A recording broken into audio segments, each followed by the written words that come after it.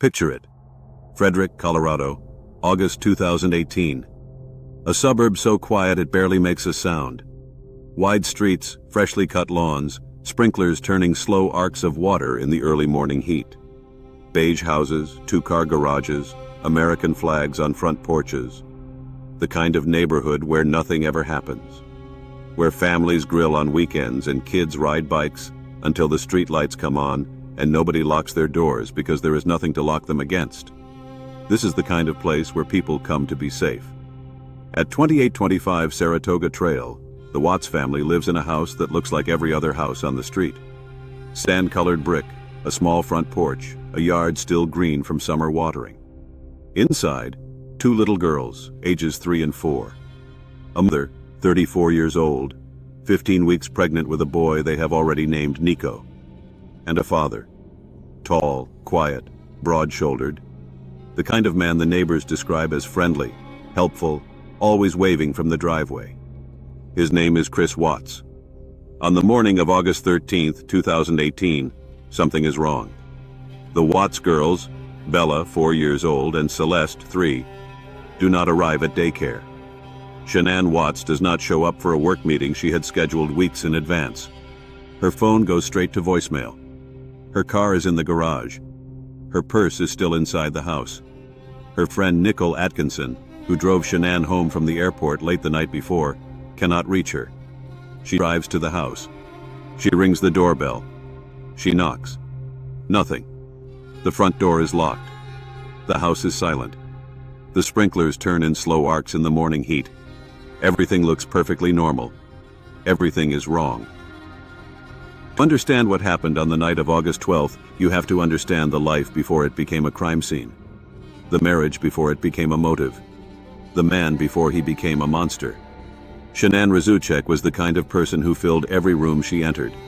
Loud and warm and funny, with a laugh that carried down hallways. She had battled lupus as a young woman and carried the particular brightness of someone who understood that time was not guaranteed.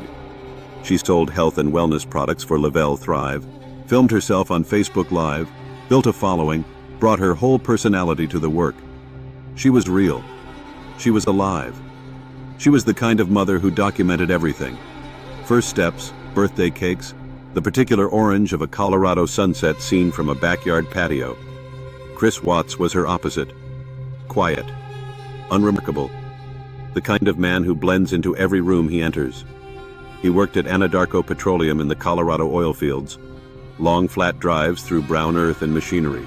The industrial landscape of the Weld County plains stretching to the horizon under a wide, pale sky. He waved from the driveway. He coached the girls' sports. He appeared to every person who encountered him in his daily life to be a normal man living a normal life in a normal suburb. They married in 2012. They bought the house on Saratoga Trail. They had Bella, then Celeste.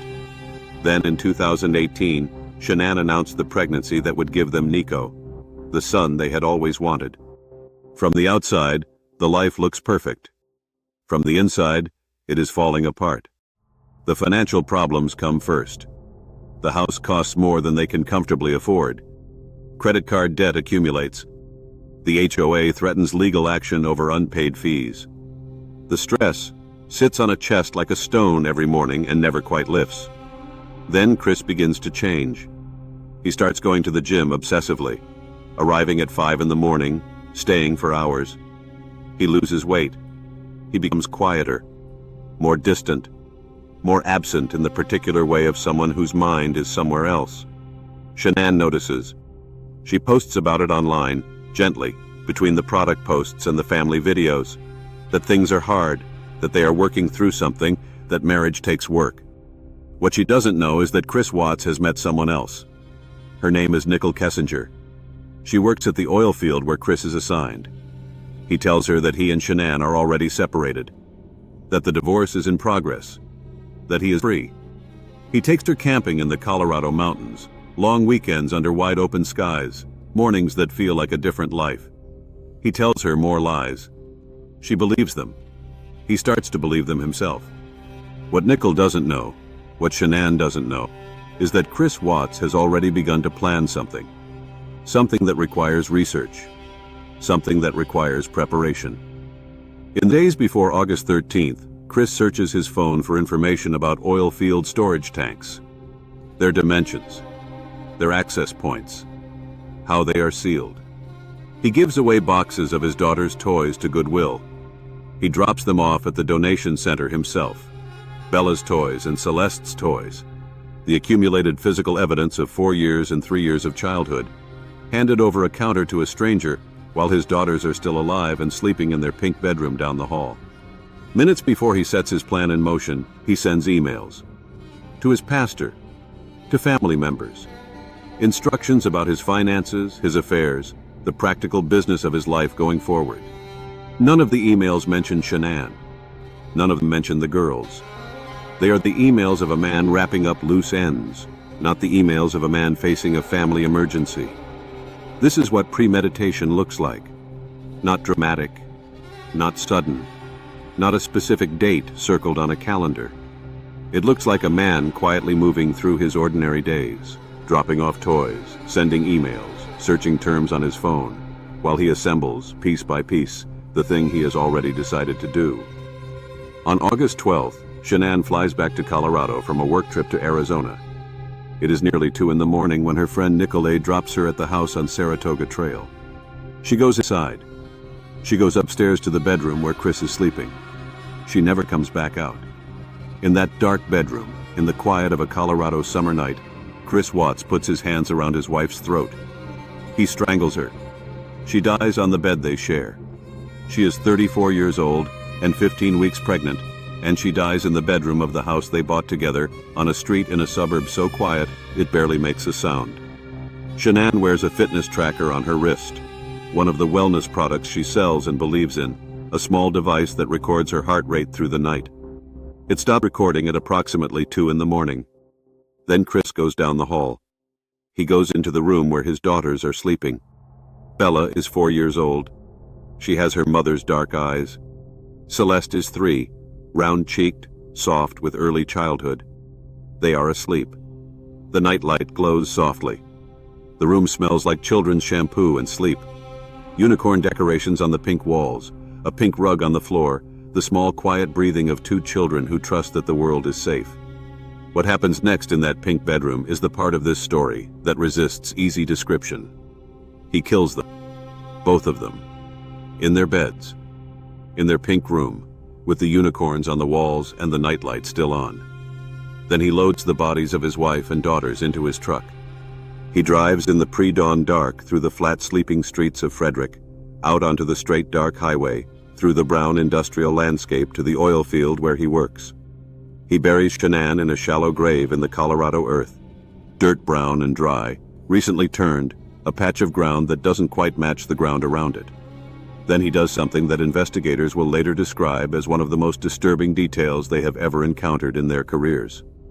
He opens 2 large oil storage tanks, cylindrical steel containers, dark with crude oil, standing in the flat industrial light of the Weld County oil fields. He opens the hatches near the top, and he puts his daughters inside. Bella and Celeste Watts spend 5 days inside those tanks. He drives home. He showers. He gets ready for work. He drives back to the office. The sun comes up over the Colorado plains, flat and orange, turning the brown fields gold, the sky wide and pale and cloudless. Everything looks normal. A man driving to work on a summer morning. A suburb waking up. Sprinklers turning slow arcs of water on green lawns. Everything is wrong. By mid-morning, Nicole Atkinson is at the front door of the house on Saratoga Trail. She has tried Shanann's phone. She has tried texting. Nothing. She stands on the front porch in the August heat and knocks and rings and knocks again. The house stays silent. She calls the police. The officer who responds contacts Chris Watts at work. Chris comes home. He is calm, in the way that seems slightly wrong, the way of someone performing calmness rather than experiencing it. He answers questions. He says he doesn't know where Shanann is. The officer notices the neighbor's security camera. Footage is pulled. It shows Chris loading something into his truck in the pre-dawn darkness. Large, heavy items. loaded with the deliberate effort of a man moving weight. The camera angle makes it impossible to see exactly what. The officer grows more concerned. That afternoon, a local news crew arrives at the house. Chris Watts agrees to an interview. He stands on the front porch in the August heat, and he looks directly into the camera, and he says he wants his family to come home. He describes Shanann as a good mother. He says the girls, his daughters, who are already dead, who are already inside those tanks at the oil field where he works, are vivacious, that they love life, that he misses them. He cries, or performs crying. The nation watches. People share the clip on social media. They feel for the worried father on the front porch. They speculate in comment sections. Where is Shanann? Did she leave? Did something happen to her? Nobody suspects Chris Watts, but the investigators do. The body language is wrong. The timeline doesn't add up. The security footage is damning. The searches on his phone about oil storage tanks. The text messages to Nichol Kessinger. And the fitness tracker. Shanann's heartbeat recorded through the night, and then suddenly, at 2 a.m, nothing. The FBI arrives. Forensic teams descend on the house on Saratoga Trail. They find Shanann's phone. They find her wedding ring left on the kitchen counter. They find the fitness tracker data. They reconstruct a timeline that points in one direction. On August 15th, investigators bring Chris Watts in for a formal interview. For hours, he maintains his innocence. He admits the affair with Nichol. He says he loves his daughters. He cries in the way that seems slightly off. Then the lead investigator plays a card. She tells him, as a legal interrogation technique, that the neighbor's camera captured more than he knows, that it shows everything. Chris Watts breaks. He tells them a story. Shanann killed the girls.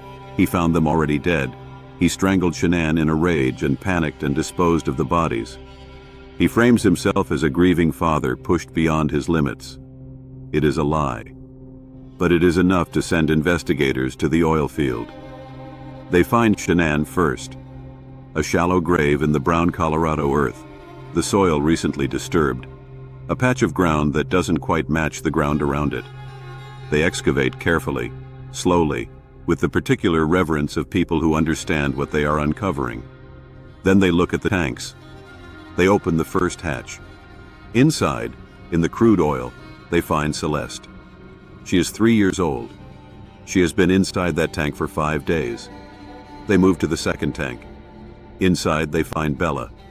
She is 4 years old. And the forensic evidence shows something that stops every investigator cold. Bella Watts fought for her life. She was conscious at the end. She resisted. She did not die quickly or quietly. She was 4 years old. The Weld County Sheriff later says it was the hardest scene he has ever encountered in 30 years of law enforcement. Multiple investigators request leave. Some never return to fieldwork. Chris Watts is arrested that same day on the brown earth between the tanks in the flat afternoon sun. He does not resist. He is calm. That same terrible calm. In November 2018, Chris Watts pleads guilty to 5 counts of first-degree murder. Shanann, Bella, Celeste, and Nico. 5 consecutive life sentences with no possibility of parole. At the sentencing hearing, Shanann's father, Frank Rizuchek, stands at the podium. He is a quiet man who spent 34 years watching his daughter fight and laugh and build a life. He looks at the man who killed her. He says 7 words. "You took everything from us." He was right. In February 2019, investigators interview Chris Watts a second time at the prison in Wisconsin. And for the first time, he tells the truth about what happened in the pink bedroom. He killed the girls first. Not Shanann. The girls. He killed them with his own hands, in their room, in the dark, with the nightlight still on, and the unicorns on the walls. And then he says something that stops the room. Bella was awake. She looked at him. She asked him what he was doing to her sister. She was 4 years old, and she was conscious, and she saw what her father was doing, and she asked him to explain it. Chris Watts states this as a fact, in the flat voice of a man describing something that happened to someone else. He moves on. Investigators do not move on. The people who read the transcript do not move on. That is the fact at the center of this case that nothing can contain. Not criminology, not psychology, not true crime analysis. Just a 4-year-old girl, awake in her pink bedroom, looking at her father. Shanann Watts was 34 years old. She left behind hundreds of videos, her face on camera, laughing, selling, being alive. The internet has kept her. You can still find her. Bella Watts was 4 years old. Dark eyes, sudden bright grins, a laugh that carried down the hallway of the house on Saratoga Trail. She liked unicorns. Her bedroom was pink. She was awake at the end, and she asked a question, and she deserved 40 more years of questions. Celeste Watts was 3 years old. Round-cheeked, soft, still at the age where the world is entirely safe and fathers are invincible. Nico Lee Watts never breathed. Chris Watts is in a federal prison in Kansas. He will die there. He gives interviews. He writes letters. He says he thinks about his daughters every day. Whether that is true, only he knows. Shanann Watts, Bella Watts, Celeste Watts, Nico Lee Watts. Say their names. What do you think? Does Chris Watts deserve to spend the rest of his life in prison? Or should Colorado have sought the death penalty? Leave your verdict in the comments below. Subscribe to Family Crimes for a new case every week. Because the darkest secrets hide at home.